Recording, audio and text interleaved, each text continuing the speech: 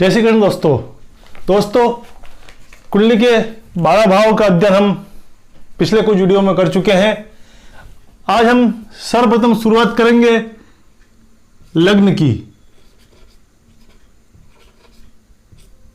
कुंडली का पहला भाव लग्न कहलाता है। हालांकि कुंडली 3 प्रकार से बनती है, लग्न कुंडली, चंद्र कुंडली और सूर्य कुंडली। इन तीनों के आधार पर सुदर्शन चक्र का निर्माण होता है। तो आज हम अध्ययन करते हैं कि लग्न और लग्नेश इन 12 भाव में कहां स्थित है और उसके अनुसार क्या फल देता है।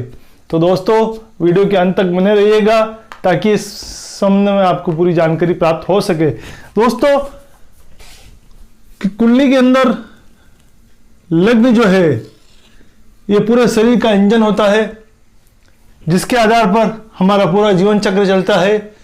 तो कुंडली में सर्वप्रथम हमें लग्न या लग्नेश का अध्ययन कर लेना चाहिए कि लग्न की क्या पोजीशन है, यहाँ कौन सी राशि स्थित है, उसी अनुसार व्यक्ति का स्वभाव निर्धारित होता है, उसका बॉडी लैंग्वेज निर्धारित होती है, शारीरिक संरचना निर्धारित होती है और लग्नेश कहाँ बैठा हुआ है उसके अनुसार उसका स्वभाव निर्धारित होता है कि वो जीवन में किस तरह की गतिविधियां, किस तरह के क्रियाकलाप करेगा। वो लग्नेश के किस भाव में जाने पर निर्धारित होता है। तो आज हम इसी विषय पर चर्चा करते हैं। लग्नेश अगर यहीं पर स्थित है कुंडली में तो व्यक्ति का अपने आप से मोह होता है। वो अपने आप को सजने संवारने में, अपनी शारीरिक संरचना को मजबूत बनाने में, अपने आप को खुद को सुख देने में ज्यादा खुशी महसूस करता है। उसका अपने आप से अत्यधिक लगाव होता है। फिर हम बात करें लग्नेश के धन भाव में जाने पर, यह होता है धन भाव। अगर व्यक्ति लग्नेश अगर धन भाव में चले जाता है, व्यक्ति को धन से अत्यधिक मोह हो जाता है। वो अपनी जो बुद्धि है, अपना जो कार्यक्षेत्र है, अपने जो क्रियाकलाप है, वो सब भी कुछ धन कमाने में लगा देता है। उसकी रुचि और किसी विषय में नहीं जाती है, केवल और केवल धन कमाने में जाती है।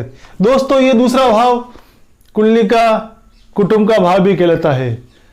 परिवार और कुटुंब से ऐसे लोगों को अत्यधिक मोह होता है।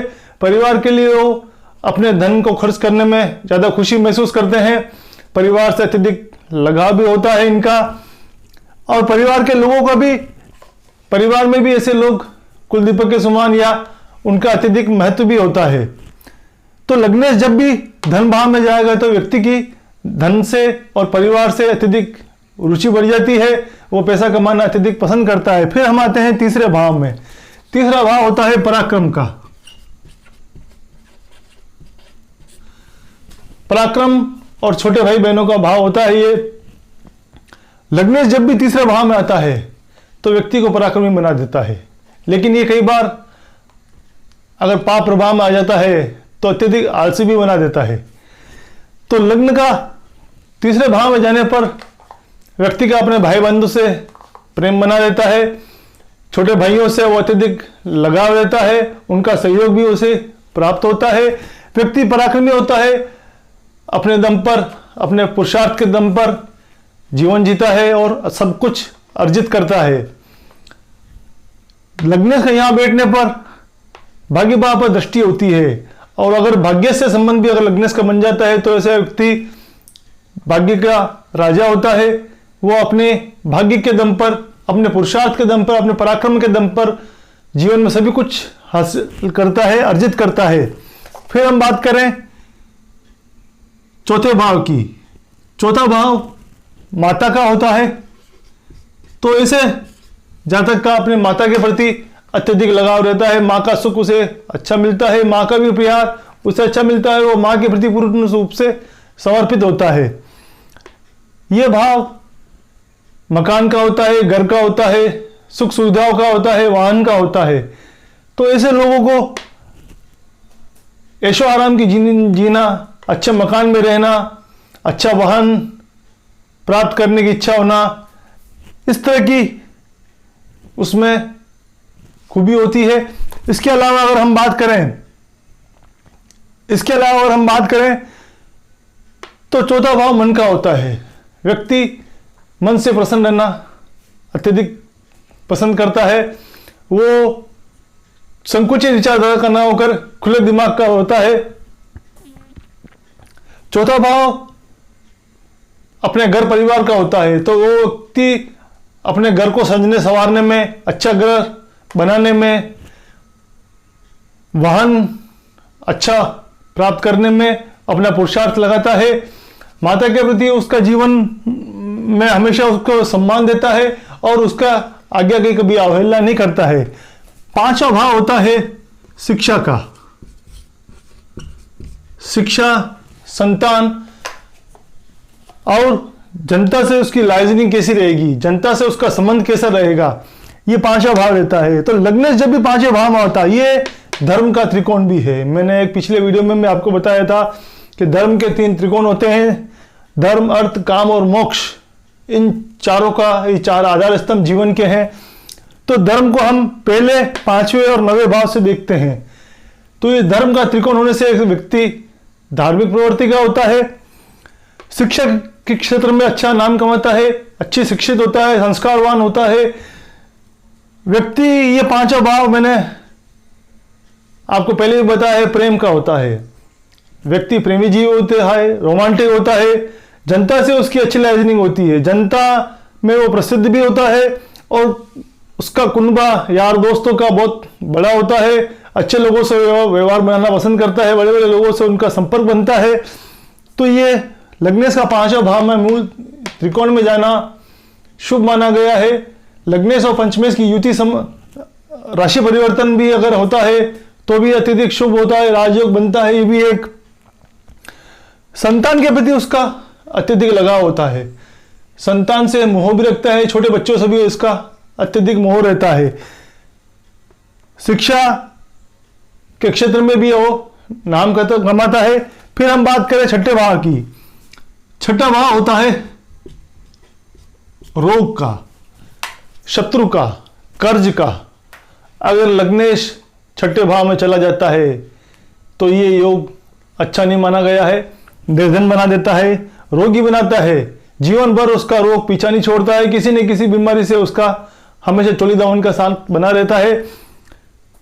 ऐसा व्यक्ति अगर कर्ज लेकर काम करता है तो कर्ज का चुकाना कभी नहीं कर पाएगा, वो बार बार कर्ज में डूबा रहता है, निकलने की कोशिश करता है, एक कर्ज से निकलता है तो दूसरे कर्ज में या ऋण में चला जाता है। शत्रु उसके जीवन में हमेशा बने रहते हैं, एक षड्यंत्र उसके जीवन में हमेशा बना रहता है, लोग उसके पीठ पीछे या सामने हमेशा उसका विरोध करते रहते हैं, कोर्ट कचहरी से इनका हमेशा साथ बना रहता है, किसी न किसी मामले में फंसे रहते हैं। ये योग एक तरह से गरीबी बनाता है। छठे भाव में लग्नेश का जाना दुखदायी होता है, जीवन संघर्षपूर्ण बना देता है और कठिन बना देता है, जीवन जीना दुर्बल हो जाता है। लेकिन यहां हम एक बात की ओर चर्चा करता रहूं, मैंने अभी तक बताया कि लग्नेश छठे भाव में गया तो इतना दुख, लेकिन अगर यहां लग्नेश मंगल है और वो छठे भाव में गया तो छठे भाव में मंगल का जाना, लग्नेश अगर शनि है, पापी ग्रह जो भी है, शनि और मंगल, राहु की कोई राशि नहीं होती है लेकिन शनि मंगल की राशि होती, तो यहाँ मकर लग्न है, वृश्चिक लग्न है, मेष लग्न है या कुंभ लग्न है, तो लग्नेश जब भी छठे भाव में आता है तो दुखदायी होता है। लेकिन मंगल और शनि जैसे ग्रह अगर छठे भाव में आ जाते हैं तो शत्रु का नाश कर देते हैं, कर्ज का नाश कर देते हैं, रोगों का नाश कर देते हैं, क्योंकि उनका स्वभाव ही जिस भाव में बैठते हैं उस भाव को बिगाड़ देते हैं। और जब रोग, कर्ज और शत्रु का नाश हो जाएगा तो जीवन में खुशियां ले आते हैं। तो ऐसे लोग पराक्रमी बन जाते हैं। अगर लग्नेश मंगल जैसा ग्रह होकर छठे भाव में अगर मंगल आपके आ गया है तो आप शत्रु पर भारी पड़ोगे, शत्रु का हमेशा नाश कर दोगे, रोग कर्ज का नाश कर देते हैं। तो पापी ग्रह का छठे भाव में जाना शुभ माना गया है, वो छठे भाव को शुभदायी कर देता है। तो ये बात हमें ध्यान रखना चाहिए कि लग्नेश कौन है, और लग्नेश शुभ ग्रह है, वो छठे भाव में गया है तो दुखदायी है, लेकिन लग्नेश अगर पापी ग्रह है और वो छठे भाव में गया है तो अच्छा फल दे देगा। फिर हम बात करें सातवें भाव की, तो ये है पत्नी का भाव होता है, पार्टनरशिप का भाव होता है। इससे हम भागीदारी भी देखते हैं।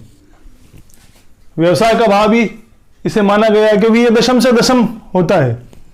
दशम भाव कार्यक्षेत्र का, व्यवसाय का होता है। और इसका सुख कैसा मिलेगा, ये हम दशम भाव से, भाव और भाव के सिद्धांत के अनुसार दशम से दशम सप्तम भाव होता है। तो इस भाव अगर लगने से यहां पर आता है तो उसका अपनी पत्नी से अत्यधिक लगाव रहता है, मोह रहता है। पार्टनरशिप उसकी अच्छी चलती है, लोगों के साथ सामंजस्य बैठा के चलता है, व्यवसाय में सामंजस्य बना के चलता है, अपने नीचे एक लोगों का समूह लेके चलता है, व्यवसाय में अच्छा कार्यक्षेत्र इसे प्राप्त होता है। लेकिन यहां अगर शनि मंगल जैसे ग्रह आ गए, मैंने यही बताया, अगर छठे भाव में जाते हैं तो वो दुख का नाश कर देते हैं। लेकिन यहां भले ही लग्नेश मकर लग्न है और शनि यहां पर बैठा है तो शत्रु राशि में, कर्क राशि में चला गया। ऐसी स्थिति में पत्नी का सुख का वो हनन कर लेगा। पत्नी का सुख यहां नाश हो जाता है, पत्नी का सुख नहीं मिल पाता है, पार्टनरशिप में हमेशा विवाद बना रहता है। इस बात का हमें विशेष ध्यान रखना है। ऐसा नहीं कि मैंने बोल दिया कि यहाँ स्त्री का सुख, भागीदारी अच्छी बनती है, लग्नेश का सप्तम में जाना अत्यधिक शुभ, क्योंकि केंद्र वहां आ गया है। लेकिन है अगर पापी ग्रह तो यहाँ दुखदायी बन जाएंगे, वो इस भाव का नाश कर देते हैं। जैसा कि चौथा भाव भी केंद्र का है, लेकिन यहाँ पर भी पापी ग्रह आ जाता है तो वो इस भाव को बिगाड़ देता है, मांगलिक योग बना देता है। मंगल अगर है तो यहाँ पर भी मंगल मांगलिक बन जाता है और इस स्थिति में ये योग दुखदायी हो जाता है। भले ही लग्नेश केंद्र में है, लेकिन पापी ग्रह होने से इस भाव को उसने बिगाड़ दिया है। लग्न को मजबूत कर देगा, शरीर सुडौल पुष्ट रहेगा, निरोगी रहेगा, स्वस्थ रहेगा, मानसिक रूप से आदमी स्वस्थ रहता है। लेकिन यहां बैठना उसके लिए दुखदायी है, इस भाव को वो बिगाड़ देता है। लग्न को सुधार देगा लेकिन इस भाव को वो बिगाड़ देगा।